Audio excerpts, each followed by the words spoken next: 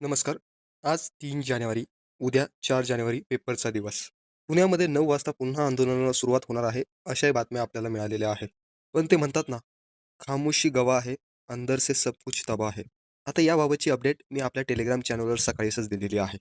आता तुमच्यातील बहुतेक उमेदवार असे आहेत, की जे ही अपडेट मानायला तयार नाही. असो, तो प्रत्येकाचा पॉइंट व्ह्यू आहे. माझं काम आहे अपडेट देणं, मी तुम्हाला ते द्यायचं काम करतोय. आता बहुतेक जण तुमच्यातले म्हणतात, की यांना काही माहिती नाही, यांना काही समजत नाही. तर चला थोडं डोकं लावूया. जर सरकारला वयवाढ द्यायचीच असती, तर त्यांनी आजच्या दिवसापर्यंतची वाट बघितली असती का? हा सिंपल प्रश्न आहे. किंवा इतकं आंदोलन होऊ दिलं असतं का? नाही, थोडा लॉजिकचा प्रश्न आहे, परंतु विचार करणं गरजेचं आहे. त्यातल्या त्यात काल एम-पी-एस-सीने महाराष्ट्र गट क सेवा संयुक्त पूर्व परीक्षा 2025चे ॲडमिट कार्ड सुद्धा जारी केलेले आहे, जी की परीक्षा आपली 11 जानेवारीला नियोजित आहे. तरी चला, वाट बघायचीच आहे, तर आणखीनही काही तास आहे. आता दिवस म्हणायला शिल्लक राहिलेले नाही. काही तास 3 ते 4 वाजेपर्यंत. कारण की 4 नंतर जास्तीत जास्त 4 नंतर काही जसे उमेदवार आहे, ज्यांची परीक्षा उद्याला आहे. आता पुण्यातलंच उदाहरण समजा, तुम्ही पुण्यामध्ये असाल, तर आपल्याच 2-3 शेजारच्यांना विचारा, की तुमची परीक्षा कुठे आहे? आता काही उमेदवारांनी त्यांच्या गावाला जसं की यवतमाळ, गडचिरोली, अमरावती, कोल्हापूर या ठिकाणी फॉर्म टाकलेले आहेत, म्हणजे तिथे त्यांचं सेंटर आलेलं आहे. त्यांची मनशा अशी असेल, की आता परीक्षा जर का झाली, तर 4-5 दिवस आपल्या घराबरोबर राहता येईल, घरी राहता येईल. त्यामुळे त्या उमेदवारांनी परीक्षेचं काय होईल याचा विचार नाही केला. त्यांनी परीक्षा देऊन आपल्या घरी जाऊ या पद्धतीने फॉर्म भरलेले आहेत, या पद्धतीने सेंटर टाकलेले आहे. मग त्यांना काही झालं तरी संध्याकाळी 4-5 ला निघणं गरजेचंच आहे. तरी सरकार म्हणतंय, मला असं ऐकायला आलं, की काल रात्री जी-आर काढता येणार नाही, म्हणजे रात्रीचा जी-आर काढता येणार नाही. आम्हाला उद्याचा दिवस द्या, म्हणजे त्यांनी आजचा दिवस मागून घेतलेला आहे. पण विचार केला तर एकही प्रतिनिधी हा पुढे आलेला नाही सरकारमधील. आणि जे काही आले ते 1 तास, 2 तास यापुरतेच आलेले आहे. तुम्ही बघून घ्या वाटलंच तर. मग या लोकांनी सरकारमध्ये फोन केला नाही का? तर केला. परंतु यांना त्याच पद्धतीने उत्तर मिळालं, जे की आपल्याला नको आहे. त्यामुळे यांनी पण माघार घेण्यास सुरुवात केली. तुम्हाला ते जाणवलंही असेल. आता राहिला मुद्दा आंदोलनाचा आणि एकजुटीचा. तर पहिल्यांदाही मी सांगितलेलं आहे, या बाबतीत 2 गट आहेत. एक गट म्हणतोय, जो की आंदोलनामध्ये उभा आहे, की वय वाढून द्या. वय वाढली म्हणजे परीक्षा पुढे जाणारच.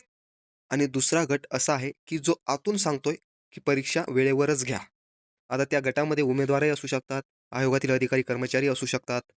आयोगाला 7 किंवा 6 दिवसापूर्वी ॲडमिट कार्ड जारी करण्याचा चान्स असतोय. तरी आयोगाने 10 दिवसापूर्वी गट क ॲडमिट कार्ड जारी केलेले आहे.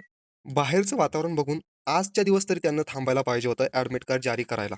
पण असो, शनिवार, रविवार सुट्टीचे दिवस असतात. सोमवारीही जारी करू शकले असते. त्यांनी केव्हा जारी करावं असा वाद नाही. पण परिस्थिती बघून तरी त्यांनी ॲक्शन घ्यायला पाहिजे.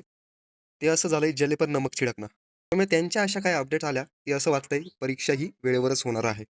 आता खरं बोलायचं झालं, तर मुद्दा असा आहे, की परीक्षा सरकार वेळेवर घेण्याच्या नियोजित आहे. जर त्यांना नियोजित घ्यायची नसती किंवा उमेदवारांची मागणी पूर्ण करायची असती, इतकं आंदोलन बघितल्यानंतर लगेच तात्काळ निर्णय द्यायचा असता, तर त्यांनी कालच दिला असता. तरी माझ्या पहिल्या प्रश्नाचं उत्तर काही जणांना सुचलं असेल, काही जण अजूनही त्या विरोधात असतील. फक्त विचार करायची गोष्ट आहे. तुमच्यासमोर तुमचं उत्तर येऊन जाईल. हा मुद्दा जर का आंदोलन 4-5 दिवस आणखीन अगोदर जर का झालं असतं, तर विचार करणं सरकारला भागच होतं. तसं म्हणायला अजूनही ते विचारच करताय. पण बघूया, आणखीनही काही तास बाकी आहे. यामध्ये नेमकं त्यांचं उत्तर कोणत्या प्रकारचं येतं, हे बघणंही महत्त्वाचं आहे. पण हो, सध्या तरी आत्ताच्या घडीपर्यंत तरी उद्या 11 वाजता आपली परीक्षा आहे. त्या उद्देशाने ज्यांची काही परीक्षा असेल, त्यांनी तयार राहावे. जर दूरच सेंटर असेल, तर निघण्यासही तयार राहावे. बाकी तुमची मर्जी. जी काही महत्त्वाची अपडेट होती, मी आपल्या टेलिग्राम चॅनलवर सकाळीच दिलेली आहे. तुम्ही जर का टेलिग्रामला जॉइन असाल, तर डिस्क्रिप्शन बॉक्समध्ये लिंक आहे.